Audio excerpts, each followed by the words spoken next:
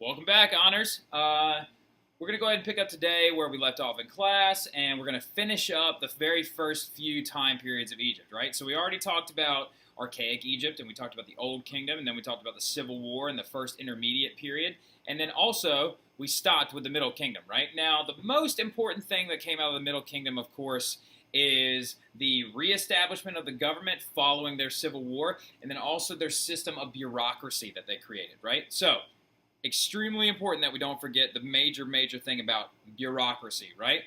Also, it led to the establishment, remember, because of the conflicting idea of a theocracy and a civil war, right? Now, we talked about this in class today as I think it was Matthew eloquently put it, how the idea that if a king is killed by the other king and they're both embodiments of God, that means some God somewhere is lying about this, right? So, they adapted a new idea towards their life, right? And they established the principle in the theocracy of a thing called Mott, right? So, life of an Egyptian, and it's all controlled by Mott, right? We're going to take a break from all the time period stuff and talk about how the Egyptians rationalized this idea of rebellions against the leaders and different dynasties coming in and out and the fall and like prosperousness of the kingdoms, etc., right? So, let's talk about the life of Egyptians, okay? So the people actually began to depend on the Pharaoh as a god to keep the balance of this thing called Mott. Now, Mott is actually interpreted as a woman with wings showing the balance between the two, as in they're symmetrical and like nothing is counterbalanced, almost like your yin-yang, right? The balance, okay? So Mott is actually the idea that there is harmony that is kept through justice and truth. People believed that being ethical was maintaining your Mott, which gave you a happy life. Now, this intersects with another Eastern religion called Hinduism when you talk about the ideas of nirvana, right? So, and honestly, a lot of cultures throughout the world have always believed in a very simple standard that what you put out into the universe is something that you're going to then get back onto yourself, right? So, now, the really interesting part about Mott and the Pharaoh and about Mott and the government and how those two things work together is the fact that Mott gave people the chance to justify a rebellion, right? So let's say hypothetically, I don't know, let's say hypothetically Bella wants to overthrow Mr. Terry, right? And she gets everyone together in class to come up and flip my desk over and freak out and take control of the classroom, right? Well, the thing about that is if she used Mott to justify that, then she's saying, because I've been an unjust ruler and because I haven't done what I'm supposed to do to keep my Mott balanced by taking care of my people, that to restore Mott, we must bring in a new dynasty, right? So, if a pharaoh lied or was unjust to his people, they would rebel, overthrow, and start a new dynasty. The first and second intermediates are examples of this Mott dysfunction, right? So, boom, huge connection, right?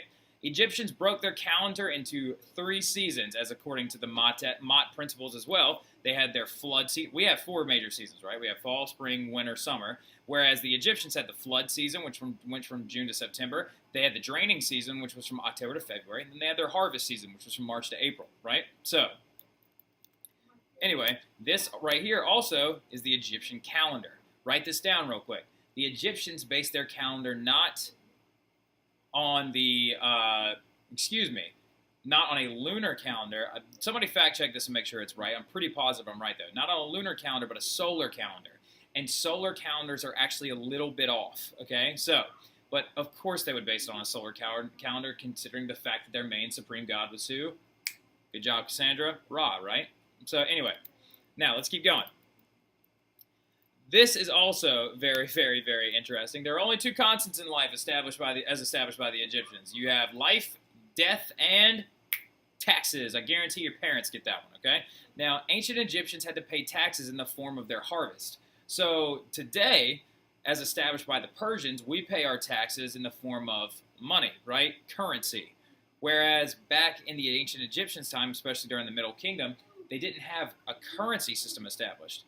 It was a barter economy.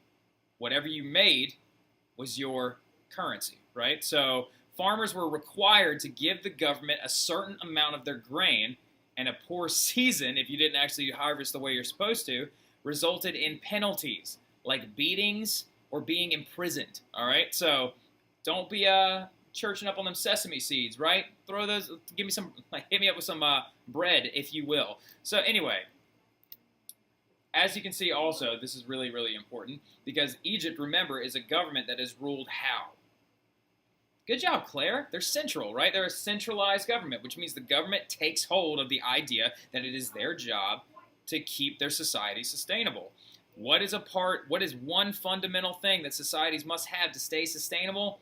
Boom! Surplus, right? They have to have surplus crops. It's very, very important, okay? Or else their people should have been, let's say the flood season lasts too long and they don't harvest correctly, the people will actually die from starvation, right? You have to have surpluses to go to your bureaucratic workers. Also, they would sacrifice some grain to the gods, like stuff like that. Now, anyway, the Egyptian family was also a very, very interesting concept.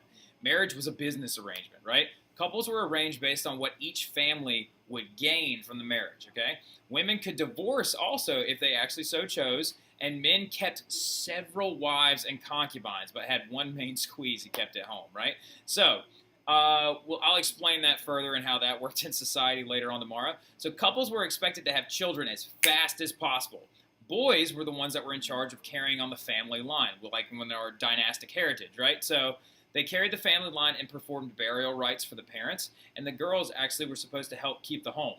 Now, this is actually just kind of an interesting fact, and this relates back to their geography and their climate, but all Egyptian children were taught writing and math. That's not the most... Oh, actually, I'll tell you the other thing in a second. So all Egyptian children were taught writing and math in home by their parents, and the goal for most common children was to become a scribe, which was the highest profession that commoners could obtain, right? But remember, commoner is all relative. If you were very, very poor, you were going to become a farmer. It's just one of those things. You were a little bit wealthier of a family, you had a chance to become a scribe, right? But you had to be what? A boy. Ugh, sorry. Now, anyway, so right here is actually a really interesting thing. This is a wife and a concubine, so I'll explain that again, how that worked in Egyptian society and why we don't do these things anymore. But also, as you can see, these are all children, and children actually didn't apparently wear clothes until about the age of 10 or 11. Now, anyway, this is the setup of a upper-class Egyptian home. Somebody really quick, please look at this and make a connection of their environment and their geography to the design of their home. Really think for a second. Really think, okay? You got it? Think hard. You got it, Ryan? Yeah? Good job, buddy. It's an oasis. They're a desert community. Of course, you would design your home around a centrally located pool for bathing, water resource, whatever you needed it to be, because it's the ideal, right, to be in the desert and find your oasis. Love cultural and geographic references. So, now this is a commoner Egyptian family home, though. 2 stories, which was actually really cool, made mostly out of mud adobe. Now, small windows like this were actually kept in very, very little light, kept the house cool. Flat roof was used for eating and sleeping. So, inside was an entrance, and also animals were kept in an enclosed yard you had up front. So, this is what a commoner Egyptian home looked like, which is really, really unfortunate. Now, is this the last thing we're going to talk about? Yeah. All right, so anyway, last thing, right? A couple things right here. The Egyptian home. The Egyptian routine started with a bath and clean clothes every single day. Egyptians actually bathed several times a day because of all the sweat and sand, right? They actually had to. Now, Egyptians created the very first cosmetics and deodorants, actually, to stay fresh. Ironically enough, in Victorian-era England and following the Middle Ages, no one actually bathed very much or used any kind of deodorizing scents. So that literally means that everybody walked around smelling real bad when thousands of years ago the Egyptians were actually had up on the game and tried their best to present themselves. Egyptians also dressed it a little because of the heat. Men wore only a kilt and women wore only a sheath. Okay, so they had to do anything they could to stay cool. Now, last thing, the second intermediate period. They were invaded by a roaming group of barbarians called the Hyksos. The Hyksos were traveling nomads wielding these bad boys bronze tools, right?